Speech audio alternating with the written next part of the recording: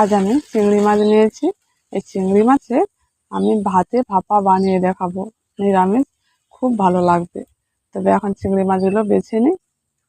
আমি চিংড়ি মাছের খোলা ছাড়িয়ে ভালো করে বেছে নেব।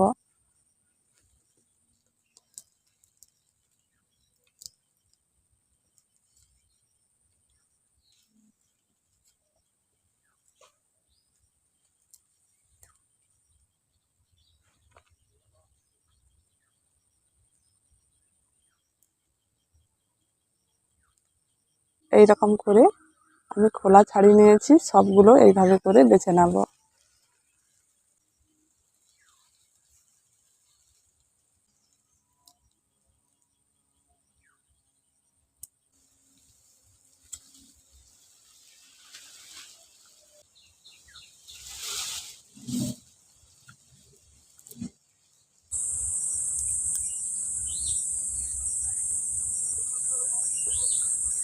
এখন চিংড়ি মাছের খোলা ছাড়িয়ে সবগুলো বেছে নিয়েছি। এবার চিংড়ি মাছগুলোকে ধুয়ে নিয়ে আসছি।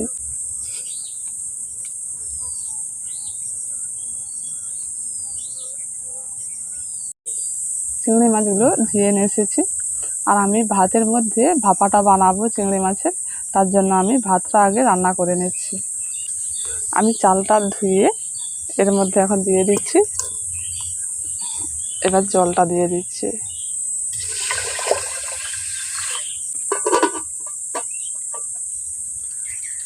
ভাতটা রান্না করতে করতে এখন আমি মশলাটা বেটে নেব। এখন মশলা নিয়েছি অল্প করে সরষে,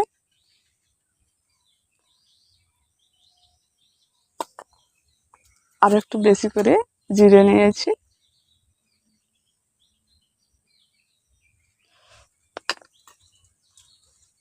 আর নিয়েছি কাঁচা লঙ্কা আর শুকনো লঙ্কা।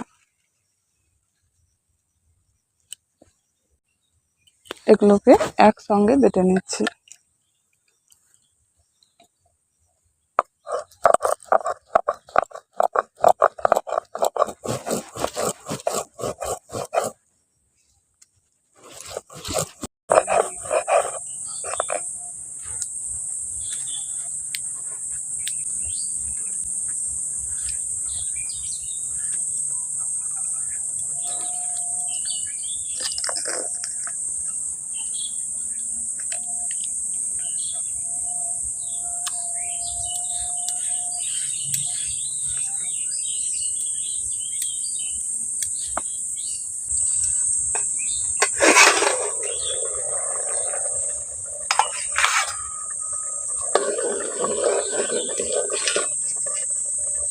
ভাতটা এখনো হয়নি, বাকি আছে।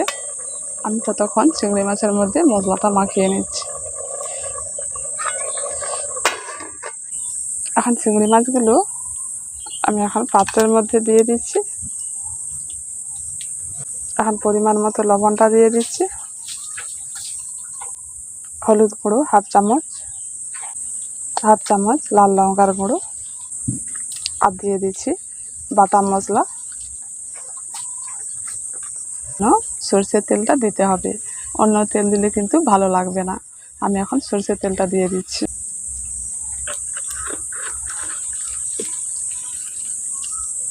এবার আমি চিংড়ি মাছগুলোকে ভালো করে মাখিয়ে নিচ্ছি।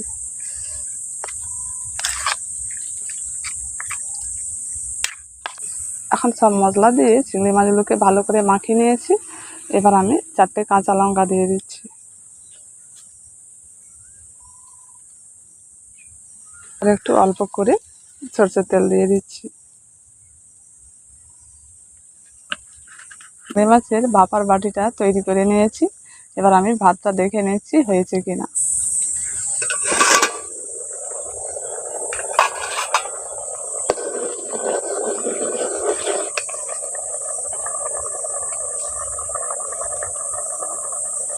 ভাতটা হয়ে গেছে, একটু বাকি আছে। এবার আমি ফ্যানটা গেলে নিচ্ছি।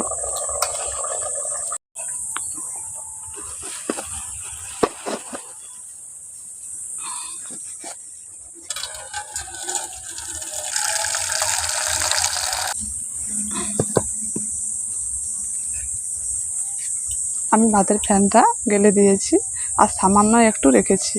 এবার আমি এর মধ্যে চিংড়ি মাছের বাটিটা বসিয়ে দেব।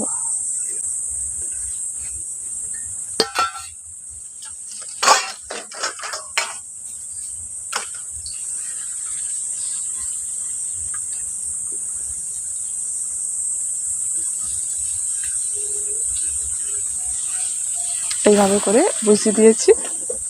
এবার আমি ঢাকাটা দিয়ে দিচ্ছি। এইভাবে আমি জ্বালান না দিয়ে 10-15 মিনিট এইভাবে বসিয়ে রাখবো। এখন 15 মিনিট হয়ে গেছে। এবার আমি ঢাকাটা খুলে ভাপার বাটিটা নামিয়ে নিচ্ছি।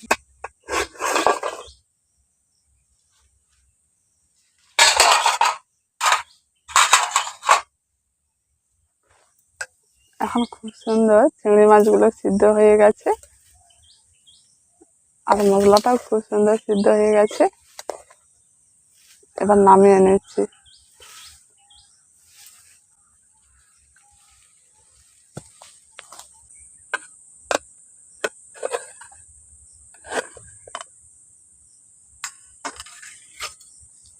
বন্ধুরা, খুব এখন চিংড়ি মাছের ভাপার গন্ধটা কিন্তু খুব সুন্দর উঠছে, আর খেতেও কিন্তু খুব ভালো লাগবে।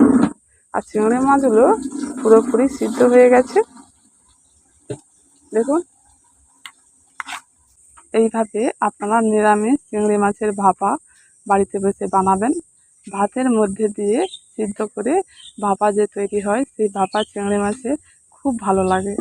অবশ্যই একবার বানিয়ে দেখবেন, আর বানিয়ে খেয়ে দেখবেন। যদি ভালো লেগে থাকে একটি কমেন্ট করে জানাবেন।